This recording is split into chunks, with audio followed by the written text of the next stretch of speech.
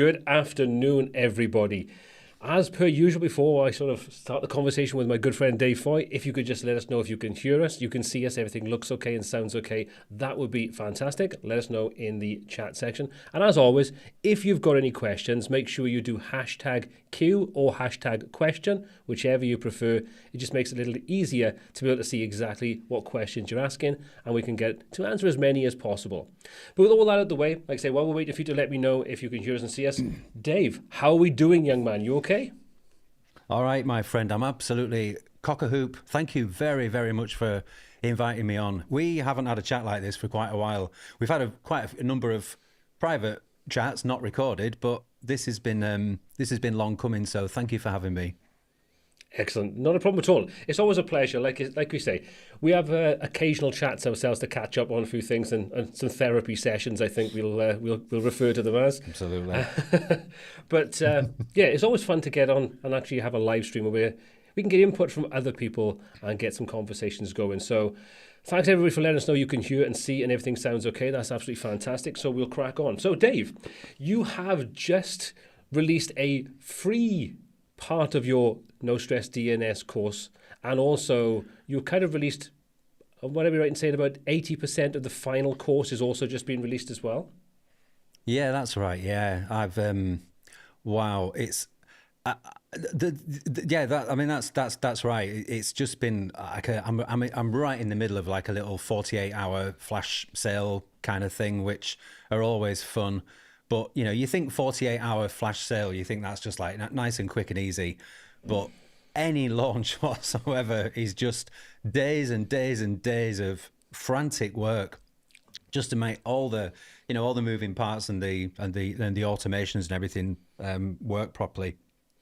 I hadn't actually planned to do it really because I believe it's Christmas soon, so I hear.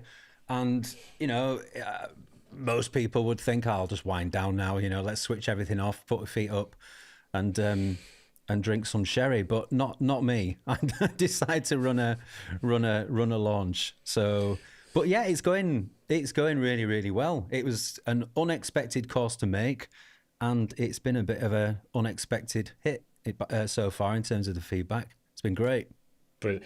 Not that I'm surprised, I guess, like we were talking just briefly off air, you've got a reputation for doing a great job with the courses anyway. So I think anybody that's bought a course previously, they're pretty much straight there to buy the new course anyway. I think we can definitely see that from the comments and the feedback that I see and hear.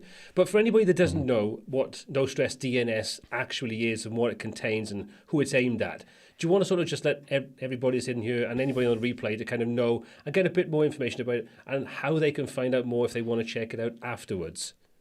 Yeah, no worries. I mean, it's all at nostressdns.com. Fingers crossed the DNS works. Oh, the irony. Yeah, exactly. It's rewinding a little bit, actually, back to 2017. I made my very, very first course, No Stress WordPress, back in the day, which was actually like an Elementor course, basically.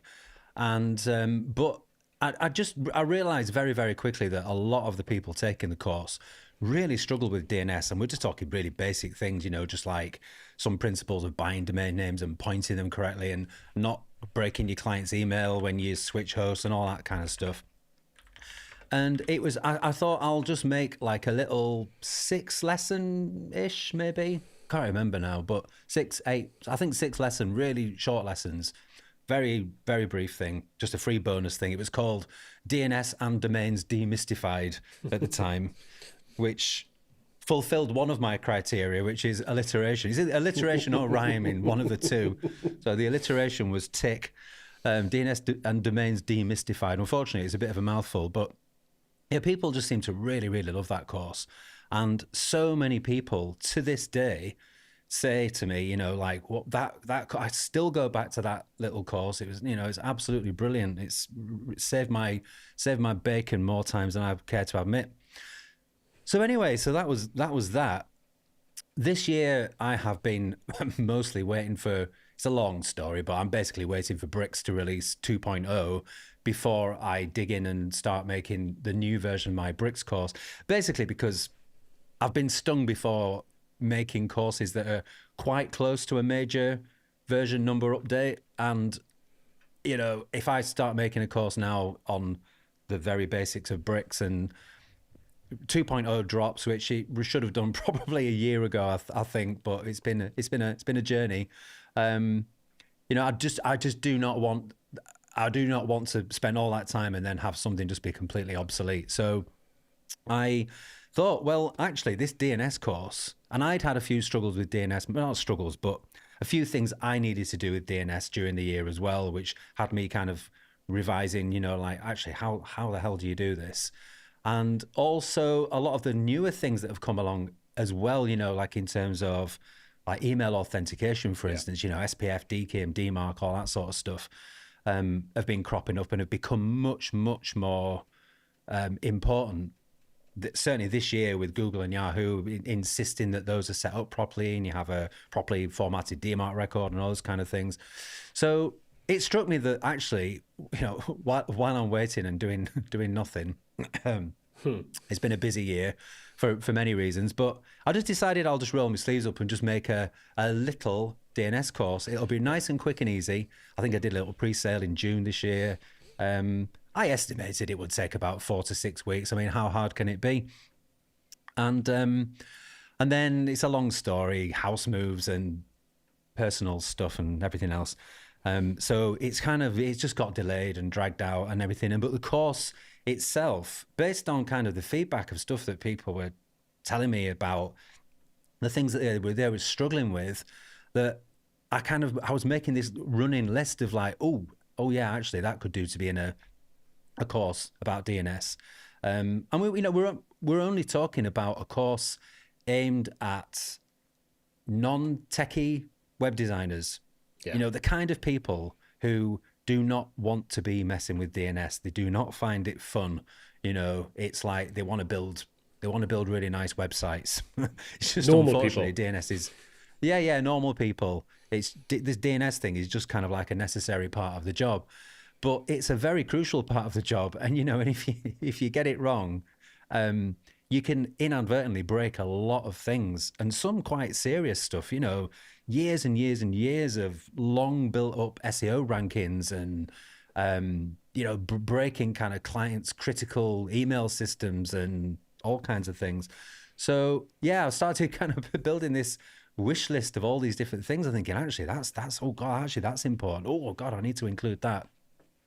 And so the thing kind of ballooned in terms of size. I mean, I've made great pains to still keep it as concise and as short and get to the point as possible. But it just grew into something just much bigger and much kind of bigger scope than it originally was. But I'm really pleased with it. It's come out really well. So. I'm not going to fully launch it. I'm not going to fully open it until next year because, well, quite frankly, I've still got some of it to make. I've still got the last bit of it to make. But as soon as we get Christmas out of the way, I'll just get that finished and off we go. But yeah, it's been good. Just get it out there, have some more people jump on and see it. And so far, it's been going well. I think it all closes. I think it's 8 a.m. Eastern tomorrow. So. That's like, I don't know, what's that, like 1 p.m. UK time maybe tomorrow kind of thing. Yeah, something it all like wraps that. Up. Yeah, like that. And then after that, I'll put my feet up and do nothing over Christmas. Yeah, except for maybe add a few more modules in inadvertently without realizing you've done it. Yeah, I know. I can already think of lots of other things to add as well. So, but yeah, nostressdns.com is the place to check it out. Awesome. And we've already got a few people in the chat that have already bought it. They've already gone through it and they're super happy with it, which is always good. I think you kind of raised an important point there, which I think you, myself, Imran, who's in the chat, so hi Imran, whatever amount of time you think it's going to take, you can probably double or triple it. And like you say, there's a couple of things that I think we always seem to overlook, even though we should have learned by experience, which is whatever plan you lay out, you'll find there's at least half a dozen things in there that you don't know as well as you think you do when you come to explain them. And then you've got to go away and learn them and become comfortable with them to make sure that you've got a good enough and deep enough understanding to be able to convey that and make it make sense in context to everything you're doing. But also, This is the thing I always. Sorry to interrupt. This is the thing I always say. Even, in fact, probably especially, like experts in any field who just do something even without thinking, because it's just so ingrained in them, in their way of working. The act of having to break it right down and explain it to somebody else, that's the gap, is that gap between where that person is and where you want them to be. To, it's not, we don't make courses to give people knowledge. We don't make courses just because people just fancy learning a bit more about a certain topic. They're taking a course so that they can do something, so they can actually do something. They gain a skill that they can use in their everyday life and then in the work. And so, that task of breaking things down really, really exposes what. Yeah. It's not even necessarily like your own knowledge as such. I mean, when it comes to setting up email authentication, for example, which has been the really big thing that tripped me up in this course, I'm more than happy to admit. It's like, well, I pretty much get it already. You and I and anybody else making a course always has to do some research to put the flesh on the bones and make sure that we're covering all bases. But when it comes to things like that, you think, well, I mean, I understand it. I've set up plenty of SPF records. I understand how Deakin works. I understand the different kinds of records. I understand how DMARC works. And then when it came to explaining this thing like from scratch to people who might really, I've got a fairly good idea of the sort of questions that people typically ask, and the misunderstandings they have. It's like, oh my word. Oh, wow. And I must have rewritten and remade that module probably, I think third time lucky. And every time I'd get so far and think, nope. I mean, I could have released it. It would have been fine, but it would have been a bit long-winded and a bit of a mess. And, you probably only get to the actual crucial stuff way too late. It's like, rip it up. I'm just going to start again. I've got a much, much better idea now. So, but it is a good thing to bear in mind what you think and you think that will be an absolute doddle to teach. How hard can it be? How hard indeed. It can be. Sorry to interrupt you. Do That's continue. Okay. That's okay. I think to sort of pick up on something you just said there, people don't pay for information, they pay for transformation. That was a sort of a saying that stayed in my head. It's like when you buy a course, let's just say you invest 200 quid, 300 quid in a course. You're not buying it because you want to sit there and learn. You're buying it because you either want to improve your skill set to be able to become more efficient, to make more money, to start a side hustle, to go into a different career, whatever it is. That's the key reason why most people will buy courses and learn things. And I think that's something that we've got to understand when you're sort of giving that information out there. And like you said, one of the key things is that you could be 3 modules in, and if you hadn't gone back and rewritten that first part that you weren't 100% happy with to give the information required, you then realize when you're sort of 3 or 4 modules in, I haven't explained that well enough, which means that this isn't going to make sense. And I'm sure we've probably all been there where you think, I've just got to go back and redo that bit at the beginning. And if I'd done that at the beginning when I thought could be improved upon, we wouldn't have had to. It's surprising how there's a lot more goes into it, I think, than people realize. It's the same with like creating videos. I mean, myself and Imran have talked about this, you and I have talked about this in the past, is that creating videos is a lot more than just sitting there going through something and then putting it out. There's this understanding what information you need to be able to convey, how you convey it, how you take out the jargon. We are both teachers. You were sort of more to do with sort of like the traditional school system, whereas I was adult education. So there's a difference there, but I think the principles are exactly the same. One of the key things that's always stuck with me is assume no prior knowledge. We can all say things like acronyms and stuff and assume that the person knows. But when you throw in those around right at the beginning of a course or a lesson or a tutorial or whatever, if that person doesn't know what it is and you don't take the time to just say what it is, and it could literally take you 2 seconds, you've lost them. Because whatever else you're talking about, now, I don't understand what that means. So you keep on saying this acronym, this phrase, this terminology, whatever it is. What is it? Because you didn't tell me at the beginning. And I think there's lots of little things like that that will separate people that are good at teaching. And I'm not talking about like, specifically about creating courses, but just generally teaching people how to do something. And those that think they're good at it because they know, how something works. There's a big difference between knowing how something works and telling someone and knowing how something works and teaching someone. They're very different skills, I think. We've talked about this a lot, haven't we? Kind of just ourselves privately many times about how, I mean, I am personally in awe of anyone who starts a YouTube channel. They've got some skills, they've got some, let's say, web development skills, and they're absolutely desperate to share that knowledge with other people and actually get on, to actually put the face on camera and go through that whole process of, the fear of what people are going to think. And they just put that stuff out. I'm absolutely in awe of people that do that always.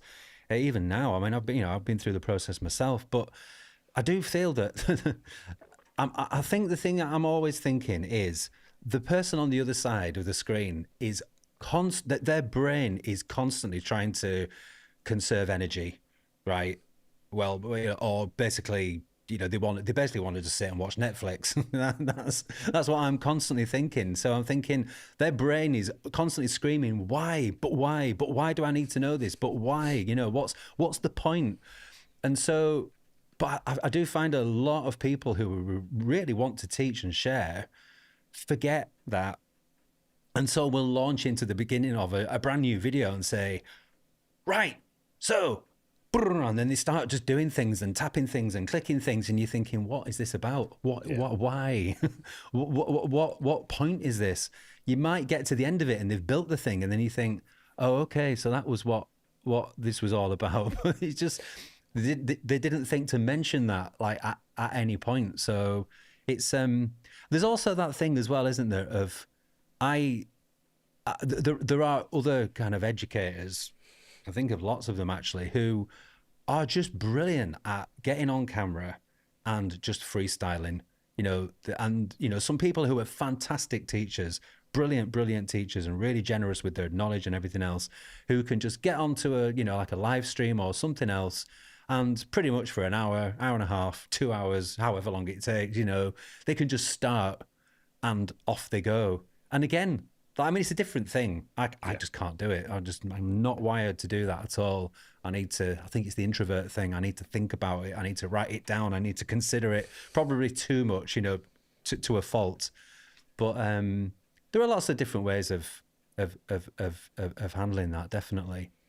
Yeah, I think these days we have so much content coming at us, don't we, that, you've got to grab people's attention fairly quickly, I think. Yeah, and I think the ones that are best at teaching in that kind of style, to me, are the ones that are storytellers. You don't realize they're telling you a story, but they're taking you on a journey, and you're learning along the way. I remember, I think we talked about this before. I know I've talked about it before. When I was doing my teacher training years ago, we had a guy that was a maths tutor. And you can imagine teaching maths is not exactly a particularly exciting topic. But he was teaching about your chances of winning the lottery. And it was one of those things, it's like the way he explained it was just great because it was a story, it took you on a journey. At the end of it, he gave you the result, the chances of actually winning it were, 0.0000001. So you may as well just save your money. And this is going back years ago when there weren't as many, sort of people doing the lottery.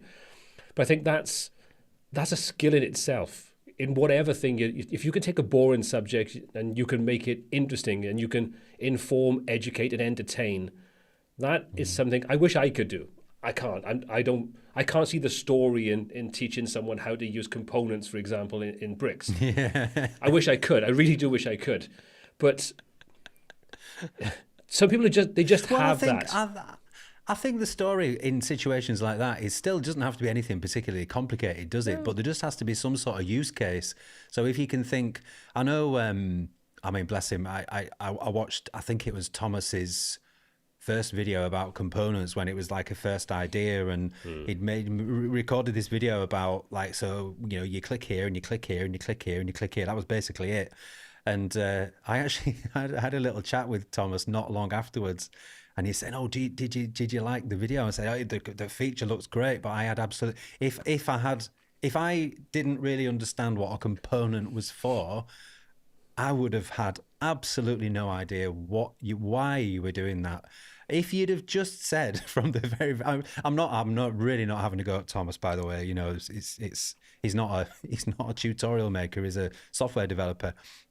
But you know, just to say, well, actually, a component is like just a use case. You know, imagine this particular thing where you've got this one piece of content and the design stays the same, but you want to change the content on an individual basis. You know, just some little story about it. Here's how you do it, and then off you go into the actual teaching side of it. So I don't think those stories need to be anything too. No. The funny thing is, when Thomas did that first video about components, I mean, nothing else really out there, like Quickly and stuff like that, they didn't have their components, and so components, the sort of the terminology in the tools that I was using was really not much of it going on out there. And I could remember sort of sitting there, much the same as yourself, and with the video end, I was like, I don't know why I see the technical way of doing it, but what use are they? You know, in what use case would I use a component as opposed to something else? And I think you were very much right there. And I say Thomas is a lovely guy, but he'll be one of the first ones to say he's not an educator. He's not someone that feels comfortable doing these. And he's done a much better job in the one that he released yesterday. He did obviously take your advice and say at the beginning, why would you use a component? What is it? Why do you use it? And then how do you use it? So he obviously listened and taken that on board, which is great. So it made a lot more sense. It doesn't occur to people. Definitely, I completely understand. So the course that you've just released as well this week, we've had a course clash. We've had a course clash. Good job. They're on completely different things. It is, isn't it? should have done a bundle, although it would have been a strange, a strange connection between the two.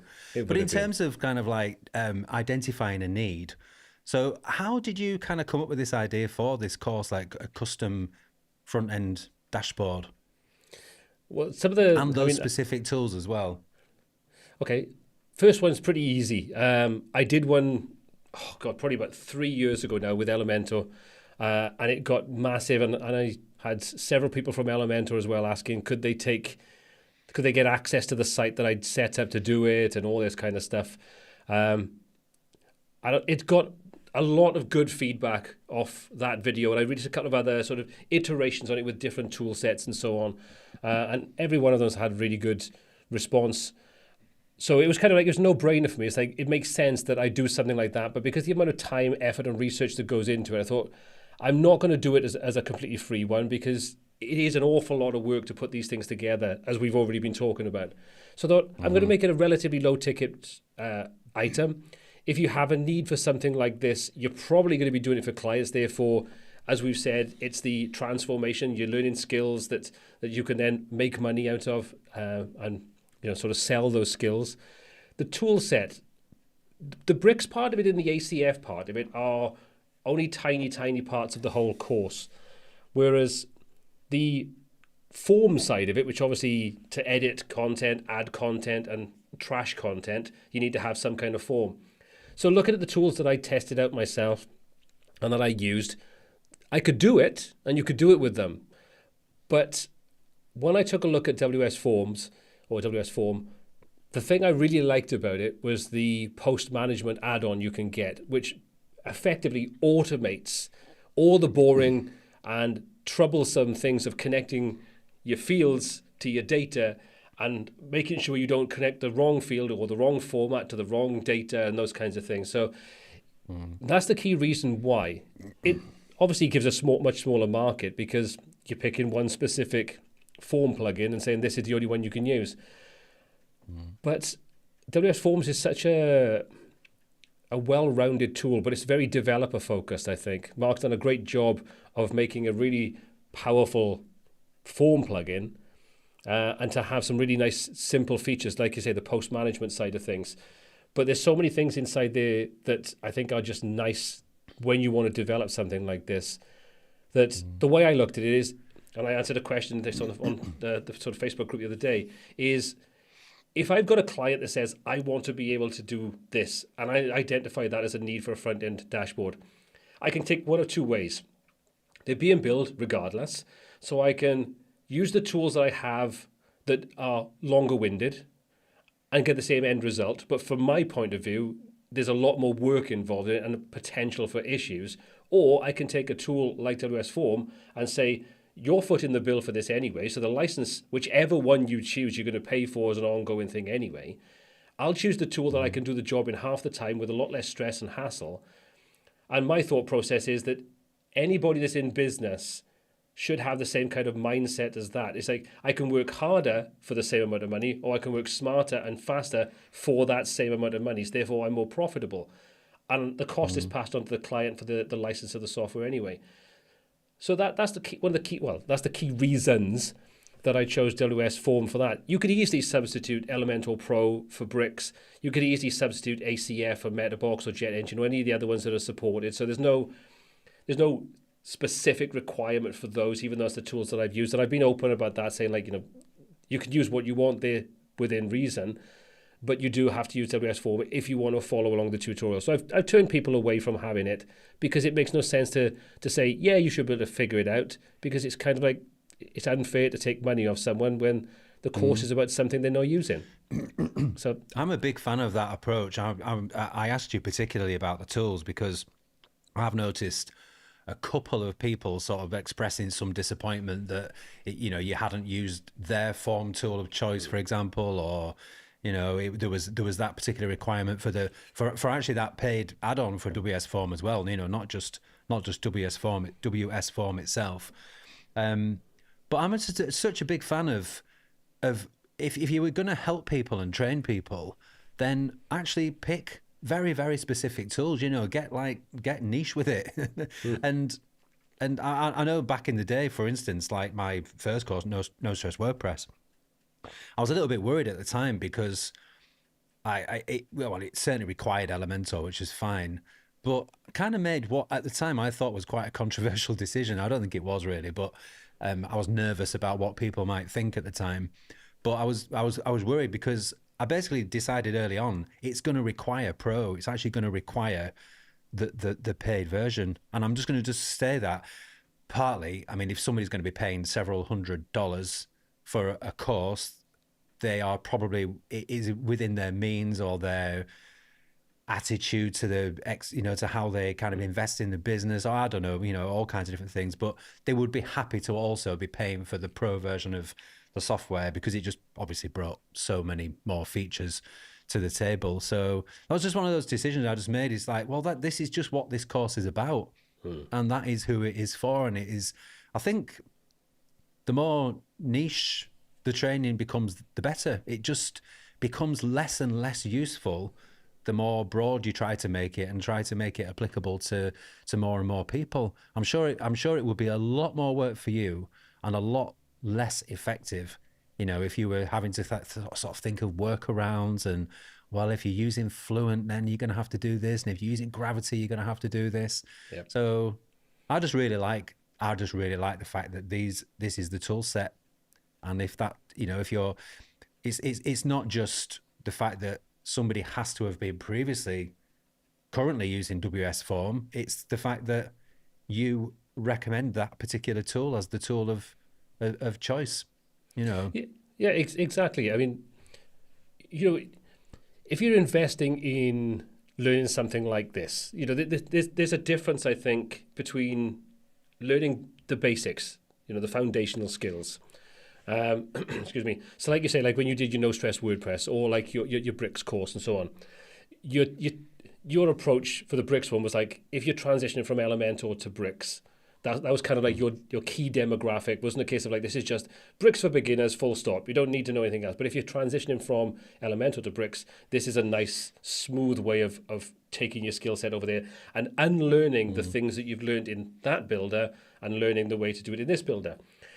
So you kind of identified a specific niche. There's always going to be a little sort of section either side of that niche where, people want to learn something or they want to come into it and they're willing to sort of compromise or, learn a little harder, should we say. But with what I'm doing, like with this is a very niche kind of course. Not everybody's going to want to build or have a need for front-end dashboards. So my thought process was, probably 90% of the people that would want to do this or take this course are going to be doing this for a job. They're going to be doing it for a client. They're going to be paid for it. So the cost of buying these tools is not huge when you kind of consider, okay, I know there's disparity between, parity pricing. That's a conversation for a different day, I think. But let's just say in general, if you were charging, let's just say you were charging $2,000 for a website. Well, if your licenses for that, for, Bricks, for example, a single license, and a WS Form, for example, and ACF, well, if you said your license cost there was $250, well, the rest of it is just your skills. So that's still a pretty decent sort of profit margin. And that to me is acceptable. If you're in business, there's a cost of doing business. And sometimes that's the case of buying tools that are outside of your skill set or outside of your sort of what you're used to. I mean, I'd never used WS Forms before this. This was literally a case that I posted something on Twitter. Mark, the developer behind WS Forms, messaged me, and we had a conversation get started, and we were talking about different things. So by the time I actually tested it out, knowing how I tried it with other tools, and it's not to say all sort of form tools, it was a case of like, that is just so easy. That's what sold me on it. I hadn't decided that was the tool I was going to use until I tried it and realized just how easy it made it.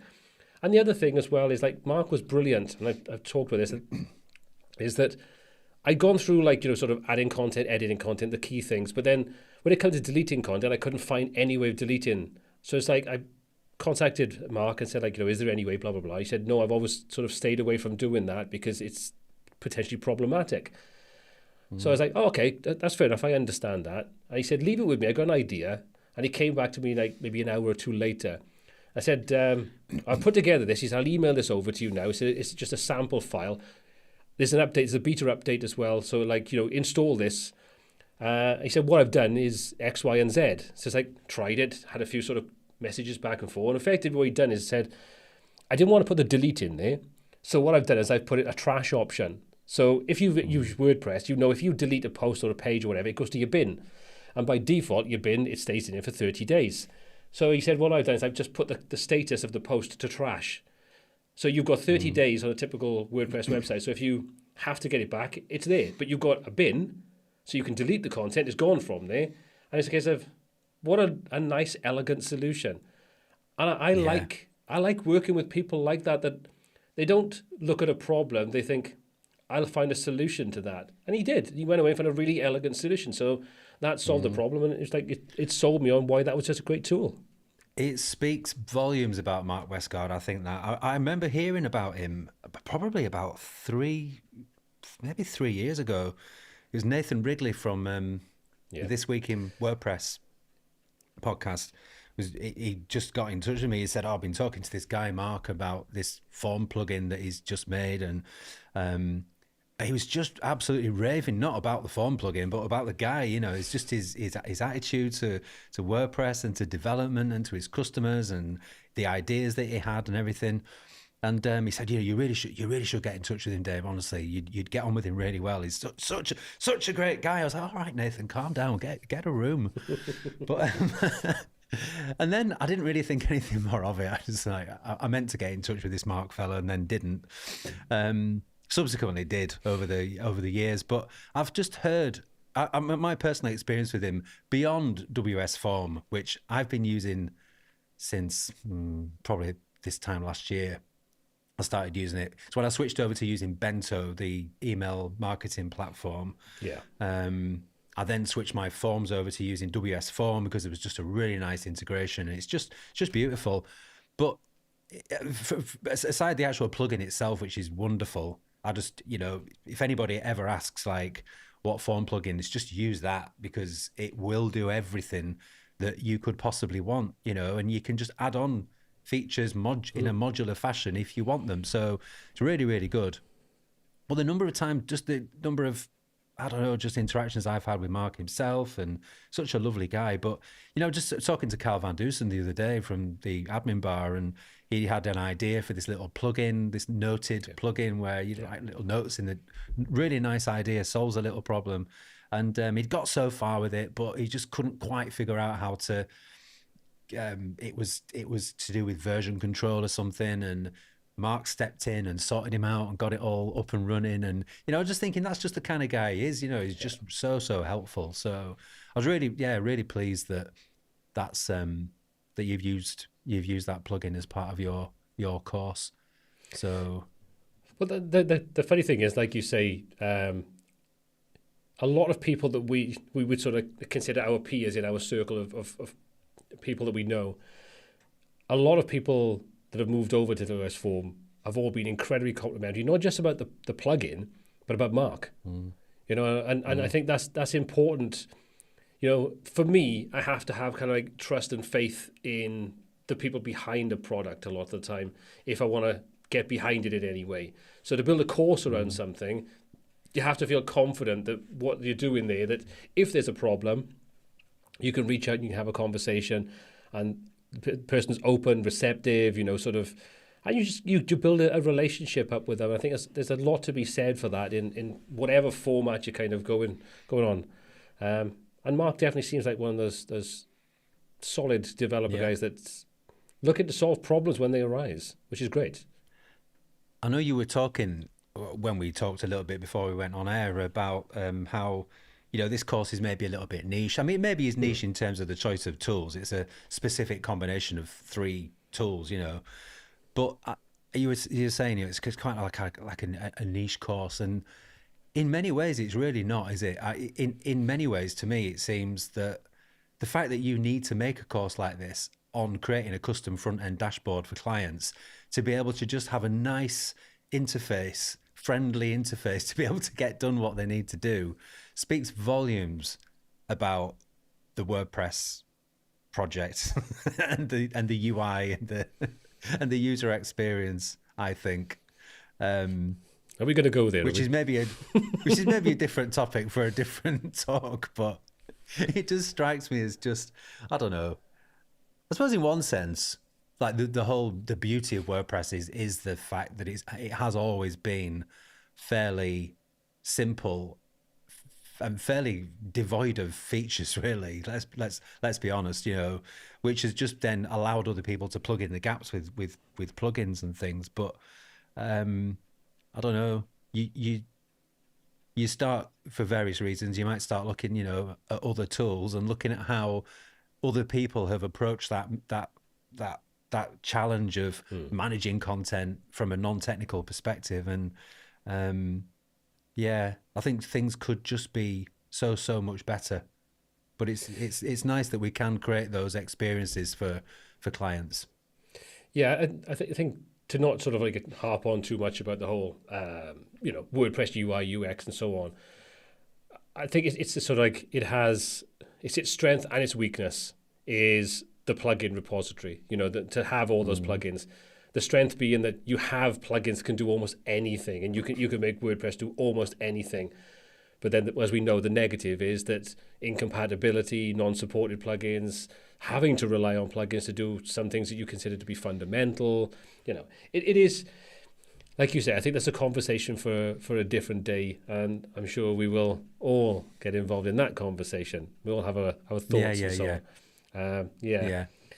So, what's next then, Dave? I mean, other than once you kind of finish the no stress DNS, which, as we've already talked about, is probably going to be the beginning of 2025 now to get the last modules done and dusted and to get wrapped up. If a course is ever really 100% wrapped up, I mean, you know what I mean. And I'm sure Imran knows what I mean as well, because I think Imran posts out new content to his course every 5 minutes. It's growing and growing exponentially. Have you got any? I know there's your Bricks course 2.0. Anything else that's kind of like you just thinking? I think there's mileage in that. I think that's something I would like to look at a little bit deeper. Anything that's kind of just like making you feel that way, sort of giving you the itch you want to scratch. Yeah, I'm not sure actually. I mean, one of the things that was quite, I'm trying to think where to begin. So for me, the real advantage of being somebody who creates courses that are very much of the minute, they're based on a particular piece of software in its current state, at the time of recording, and its current feature set and current UI and everything else. The advantage of that is that there is a real need for that training. It's almost like it's a fairly easy sell. I mean, I often think I'm not too bad at selling courses, really, and the launches go really well. But the truth of it is that if you're going to make something that is something that people really want to know about, when Bricks 2.0 comes out, for instance, there'll be a lot of clamour for people wanting to learn about it, and people will be watching YouTube videos and maybe looking for courses and stuff. So that is the advantage. The disadvantage, of course, is that the second you publish that course, it is becoming obsolete by the day, and so I have had an idea for a while of wanting to make something more evergreen, which in some ways the DNS course is. I mean, No Stress DNS is kind of like the principles of DNS have been around for a long time, and don't really change very much. DNS zone files and control panels and name servers and all of that. There are new technologies coming along with email authentication and various other things, but the basics of it. I do use Cloudflare in this course for various reasons.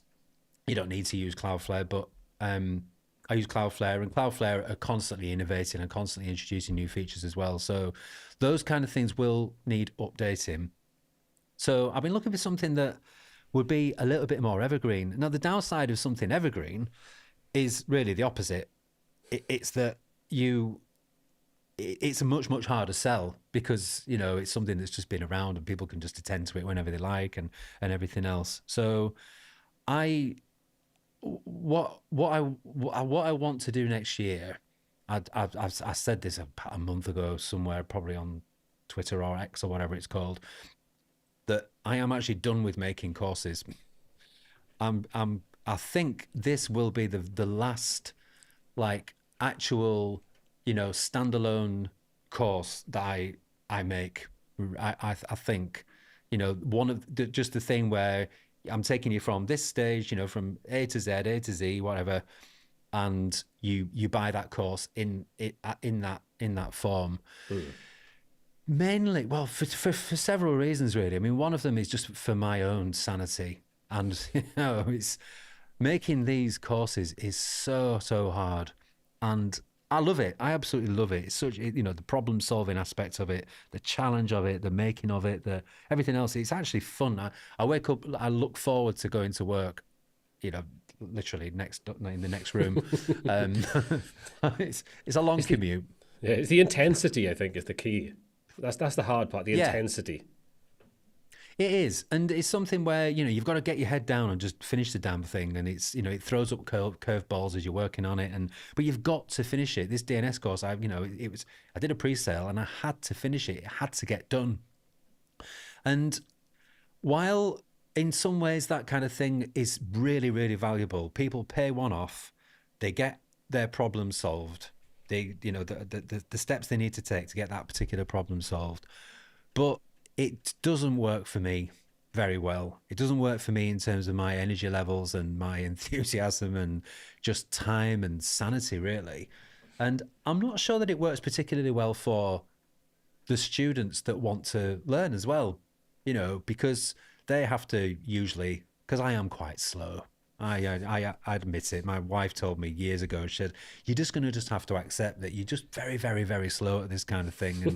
And, that's just you. You just take your time, you get there in the end. Methodical. Thanks. Very patronizing. But she's absolutely right. These things, this just takes me time, and I always want to do a good job and everything else. So, yeah, I've got this looming thing of remaking Build with Bricks from scratch when Bricks released 2.0, and the thought of locking myself away for 2-3 months, however long it would take, to make this all-encompassing course with a fresh start, fresh ideas, fresh way of doing it, I just don't really like the idea of it, to be honest. And I would do it and it would be fine, and it would get done, and I would probably enjoy the process, but it would be a real slog. So I'm currently looking for ways of having it so that people aren't buying a course. They're just I'm going to be just like creating much smaller pieces of content. I mean, it probably will end up being like a membership sort of idea. I imagine. I've not really thought of the mechanics of it and the delivery format and everything else, but making like much smaller little pieces of like mini courses maybe, or just small little problems solved, like micro courses. and create those on an ongoing basis. It'll make it much easier to make. You will end up over time with actually the exact same thing as you would have done with a standalone course. It's just that it'll just give me much more like flexibility, and it'll give me just actually time to have a bit of a life in between, and to do other things as well, to actually make some YouTube videos, which I really need to get back to doing. So I think solving those, I mean, like little micro courses just on like small little things. There might be like one little thing on some sort of like design principles, for example. There might be another little thing on just I mean, really simple things like sort of like global styles, or some sort of CSS best practice kind of thing. I mean, I don't know. I've not really thought it through, but something that would end up becoming like an A to Z that would cover everything, and but would be very easy to change and adapt and grow, and also be able to sidestep into other points of interest. I get lots of people asking me things like, I get really stuck with sort of like the basics of design, like how do I actually sort of think about design, or about sort of certain aspects of coding, or in even different tools as well. I know you and I have experimented a lot, in recent times, taking a look at other things outside of WordPress, and that's the kind of thing as well that I'd like to have that flexibility without having to think, right, I've got to come up with a course now about this particular thing, and it's got to the course title's got to either alliterate or rhyme. So that it kind of impacts the choice of tools in the first place, because if I can't think of a rhyme for it, then I'm not teaching it. So yeah, I want to next year work in a way which is just much more fluid and easier. Well, to be honest, I mean, you've got plenty of the alphabet left. You've got B for bricks, you've done D for DNS, and you've done E for Elementor. You've got 20 odd to go. I know exactly what you mean. It's kind of part of how I changed my kind of look. When we talked about this like a while ago, when I was working on the Figma to WordPress course, the whole point of that was to be modular, and that's why I did it in such a way that it was like the Figma course section was exactly the same, but then you built it in Elementor bricks and, at the time, GeneratePress and GenerateBlocks. So you can kind of choose which way you wanted to go with it. And then I sort of split them off and made them their own sort of standalone courses as well. And that's kind of stood up well. And like you say, I think mini courses and micro courses, I think there's more value in those because, like you say, you can create quicker. You can sort of provide a solution to a requirement that might be there for 6 months and then gone. Well, if it takes you a week of your time as opposed to 3 months of your time, you kind of think, well, that's okay. I can do that. If it lasts 6 months and I make good profit off that kind of thing, it's like, well, it was worth doing. Haven't invested 6 months of your life, like. Yeah. So I think there's a lot of mileage, and that's definitely the way I've kind of gone. Like with the course I've just released, it's like sub 2 hours, which in course realms, as we know, is not a lot. I look at Jeffrey's from Lightbox. I was looking at some of his courses, and my God, they are like 15 hours long. It's like I would go insane having to try to come up with courses that long. It's like I'd be like, I don't know what to do. I think as well. I mean, Jeffrey's work is brilliant, and we both admire Jeffrey a lot. He's a good friend as well. But I tend to think that I think what people say they want and what they actually want are two different things. So I think people would say that they want like an all singing dancing course. Like people will email me fairly regularly, actually will say, oh, please make a course on bricks, and here's the list of things that I need it to include. And it's basically everything. You know, when I started talking about this DNS course, I had several people say, "Oh, I've got your bricks course. Does this come for free? Is this part of the thing?" You know, it's like, and people, I can understand why people want, you know, especially if they like the teacher, you know, it's like, I just want you to just teach me everything, and I want it to all be in one package, and I want to pay no more than $200 for it, and I want it to be up to date all the time. And, you know, people don't quite realize what they're asking for and what they're saying. But I've tried to do these things myself before, you know, this kind of completely comprehensive thing. And it is actually not what people want. No. When it actually comes down to it, people haven't got time. They haven't got time to sit there for 10, 15 hours. I mean, ultimately, I think like with Jeffrey's stuff, you know, I'm sure he's built it in such a way so that people can take it in different stages and take the time and, you know, tackle the bits that they need at the time. But yeah, I was just starting to believe really, and I am very slow I am slow on the uptake. There are many other creators who have just like, you know, figured this out many years ago. But while it is very attractive to have this single standalone thing that people pay for, it's just not practical. It's not practical for them. They don't complete it on the whole. No. You know, and it's not practical for the teacher and the creator as well. No. Ultimately. The funny thing is, you're saying about not completing it. One of the things that I'm sure we've probably all experienced this is that because people have got a lot of value from you in the past, they want to give you something and they want to buy your course because it's a nice way of them showing support for you, but they'd never actually watch it. So it's been nice to see where I've done the course I've just released, to go in and check the stats. And there's already people like a day after they bought it, they've 100% completed it. Probably because it's less than 2 hours long. So you think, well, I can take that amount of time and I can jump back in if I want. And the other thing I read somewhere saying that I know when I was teaching, they said there's no point in teaching anything for more than 20 minutes because people have already switched off. And when it comes to now, because I mean, going back to when I heard that was years ago, but like going back to now, I read something recently saying like, keep your lessons in your courses to like about 5 to 7 minutes is the ideal, no more than 10. And I kind of built this course and I put each of the modules and each of the lessons together.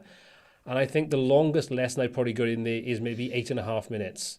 You know, there are some in there that are like 2 minutes long because it's like, this is the bite-sized piece. You need to know this bit. You want to go back to that? You haven't got to go back to a 15-minute video and go, where was that in there again? It's like, no, you want to learn that bit. You need to go back and get a refresh on that bit I talked about. You go back to that. It's a 2-minute long video. So I'm hopeful that the sort of the reasoning why I did these kinds of things is actually paying dividends now, where people are completing the course, because I love the fact that people want to support what we do, and it's fantastic. But I also want them to complete it, because it's like you put the work in, you want people to actually get the benefit of the work you put in, and not, you know, you might as well just give me the money. Yeah. You know, if you want to donate the money to me, then donate the money to me, which would be lovely. But I want them to get what I put into the course. I want them to get out of it.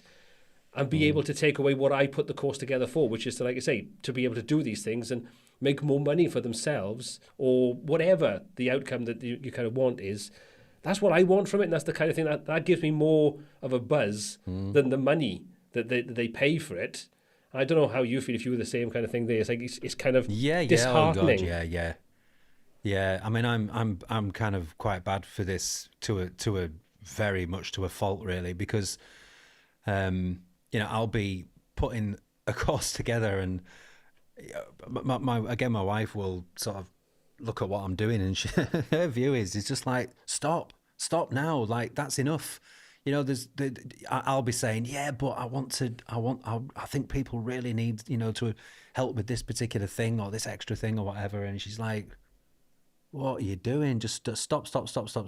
But you know, I do agree, definitely.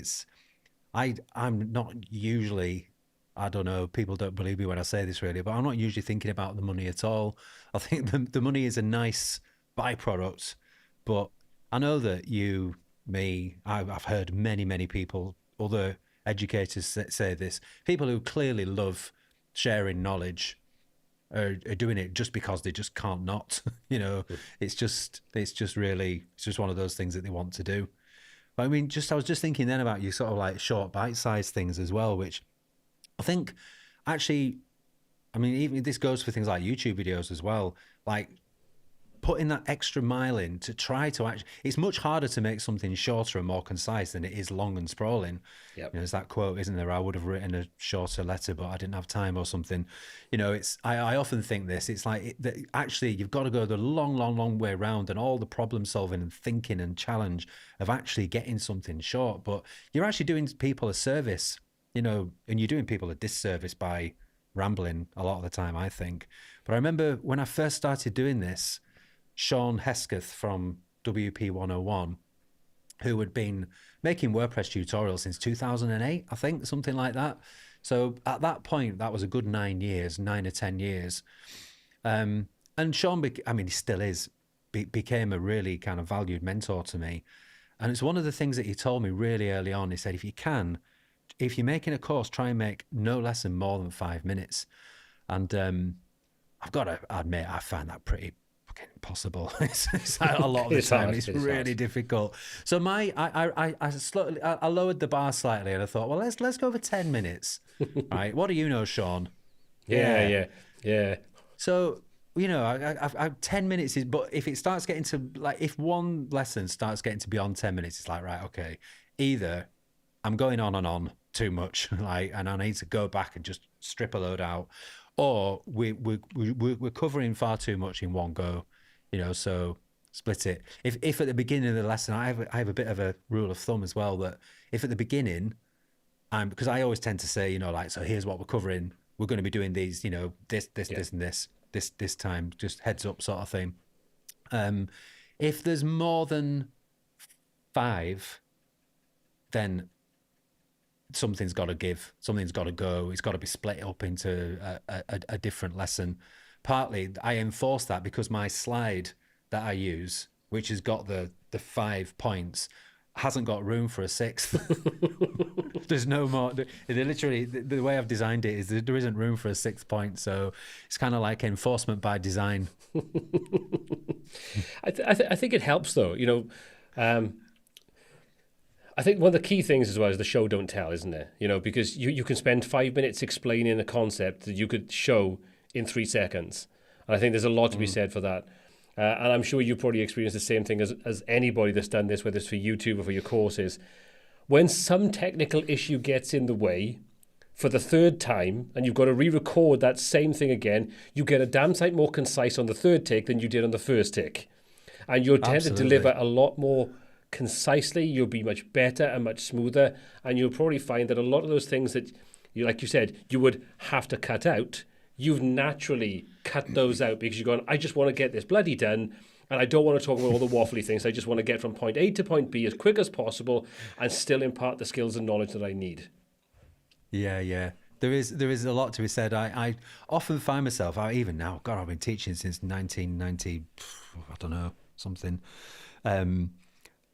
But I still find myself doing this quite often. I've launched into an explanation and I'm all guns blazing, and it's like, right, okay, you do this and this and this, and it's all kind of really complicated. And I often get right to the end and think, I could have saved all that time by just saying one thing at the beginning. Yep. Or showing one thing at the beginning. I could have just gone, look at this, boom, boom, boom. There you go. That's great, isn't it? That solved that particular problem. Yeah. And, you know, all right, I'll break it down just a little bit more so you know what's going on. But yeah, and again, it comes back to that why, doesn't it? You know, if there's a strong why, a strong reason why you are actually teaching that thing, and you believe that somebody needs to sit up and pay attention, it kind of, you know, I think it's your responsibility really to get to the point and just show them the solution. This is the problem. This is the solution. A lot of people, I mean, the challenge that I have and any teacher has is differentiation, isn't it? It's like, how do you pitch this topic at different skill levels? You'll have some people who barely have just about barely installed WordPress for the first time, you know, and you'll have other people who are very knowledgeable and just want you to cut to the chase. You know, they just give me the gist and I'll figure the rest of it out myself. And so trying to kind of cater for all those different levels is tricky as well. So trying to think about, there are some people that do not need to be led around the houses step by step. You just show them the gist and they can go, all right, got it. Yep. Stop now. Pause. I'm done. Yeah. And for everybody else who might need, I've learned over the years, I'll get emails and comments and things from people saying, oh, it was great, but it was a bit slow. You sort of laboured that a bit. It's like, right, okay, well, I'll show you next time. So next time will be, and they're kind of like, I don't know what you're doing, Dave, but you sped up so much, and this is way too fast. And it's like, oh my God. So you've got to try and find a way to make everybody happy. It's, it's not easy. It's very true. I mean, I know that Imran's had comments, I've had comments, people are like, oh, you talk too much. And people go like, oh, you talk too slow, you talk too quick. And it's like, in the same way as you talked about with the course, why did I choose those tools? Because sometimes you've got to make a choice. Sometimes you have to go, I think when you're in business, you realize that if you just procrastinate over every decision, you'll never get anywhere. You'll never succeed. You'll never complete anything because you are just procrastinating over everything.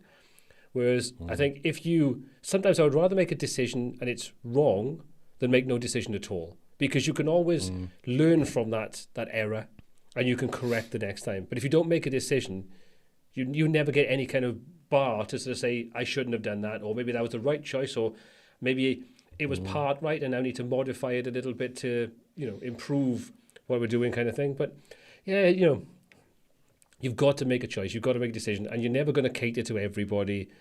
Much the same way you just said, like with regards to the comments and things with the sort of why did I choose to rest forms and blah, blah, blah.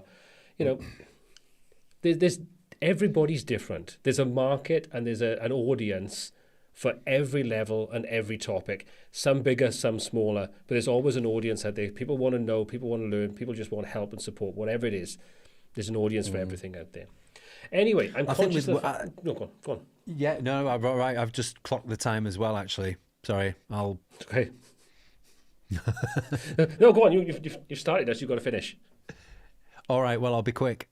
Yeah, I think it's just there is a particular phenomenon in the WordPress world. I don't think it's not even just web design, but WordPress specifically, where I think, well, there's two things. I think because WordPress itself is free, I think sometimes people get really tied up in like that everything should be free, and therefore, they really just somehow are offended in some way, even to the the extreme examples are quite offended that you might suggest a paid tool for the job, especially when there are free alternatives that seem to be equivalent, which aren't.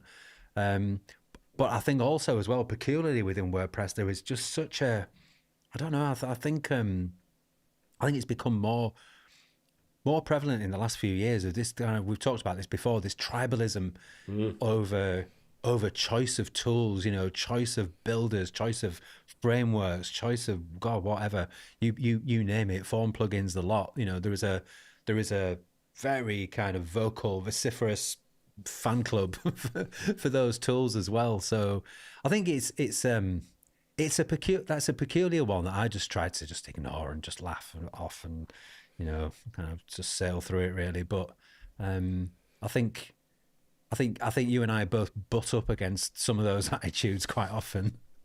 Yeah, you do. WordPress is kind of like in this weird place at the moment, because you've got this big portion of people, like you say, that because there's so much free in WordPress, and because WordPress is talked about as being free all the time, I think there's this perception from people that maybe are not in the know as much that everything should be free. But then you've got this other sort of side of things then where people understand, tools cost money, but their sort of thought process is, well, tools have been far too cheap in WordPress, so everything should be more expensive. It's like form plugin. Years ago, you look and go form plugin. It's like $500 for a license for 10 sites or something. I was like, you what? And you look at it and you go, no. But now I can see where the value comes in. And I'm not talking about any specific form plugin as an example, but they can do so much. A form plugin is not just a case of you can have it as a contact form or something like that. It's like they are incredibly powerful. So you think, well, okay, I can understand the pricing there. So there's this kind of weird disparity, I think. There's this kind of like this free aspect on the one side. It's not expensive enough on the other side. And then you've got these ones in the middle that are sort of like, I'm happy where it is. Or, in my country, the exchange rate is pretty poor, like Australia, for example, or in India and so on. So what we consider to be quite cheap is a lot more expensive. But it is a weird one. Like you say, the whole tribalism thing is, I think it's a little bit silly, if I will be brutally honest. It's yeah. That's probably too harsh a word. I think maybe pathetic would be the better option, because it's like it doesn't need to be this. Like if you believe in your tool, we can't say it's just WordPress, can we? It's like you've got BMW drivers versus Mercedes drivers versus Audi drivers versus Volkswagen drivers. And it's like, my car's better than yours kind of thing. It's just silly. It's just absolute silliness. But my car is better than yours. I think I think human beings are just wired for it, isn't it? Yeah. To take sides and to have us and them and all that kind of thing. So I don't think we can get around it, but it's just, I find it quite amusing sometimes, to observe it happening. Absolutely. Okay, well, I've got to go and put a Christmas tree up now because my little boy is going to kill me if I don't. But I want to make sure we take the last moments. Anybody that sort of joined in late, the course, how can they find out more about it? How can they buy it if they want to buy it? And all those kinds of things. Where can they find that information about you? It's nostressdns.com. nostressdns.com, and it's just a 48-hour flash sale at the moment. I think we're about a day in, something like that, so it is now more like a 23-hour flash sale. I will be fully launching it when it's actually properly finished in the new year for $147. So this is currently $97, which represents a saving of $50 on the full price. So yeah, I believe you have a course that you've recently released as well, sir. Well, funny you should mention that, Dave. I do indeed have a course, which also is on special offer, should we say, until tomorrow. But not $50 off, because my course isn't as expensive as yours. No. It's also a damn sight shorter. It's not a competition. It's not. But my car is still better than yours. Anyway. Probably. I don't know. If you want to find out about my course, you could just simply hop over to learnbricksbuilder.com. Go to the courses section. You can find out information about all the courses there. And like I say, if you want to grab that, you can grab it with a $20 discount. So it takes it to $59, I think it is. Yeah, I think it's $59 until tomorrow at midnight GMT. So if you want to grab that, you can grab that there. So let me take the final moment to say thanks, Dave, for joining me today. It's always a pleasure. We'll have to do this more often and not less often. We absolutely should. Thank you. No, my pleasure. Have a fantastic break. Enjoy Christmas. Enjoy time with the family and drinking and getting merry. And nothing else. Nothing else, Dave. Okay. Yeah. And I'm sure we'll catch up with you mode. Soon. It's got to be. Yeah, thanks very much, brother. Thank you very much. Care. All the best. Thank you, everybody. Take care. We'll see you all soon. Take care now.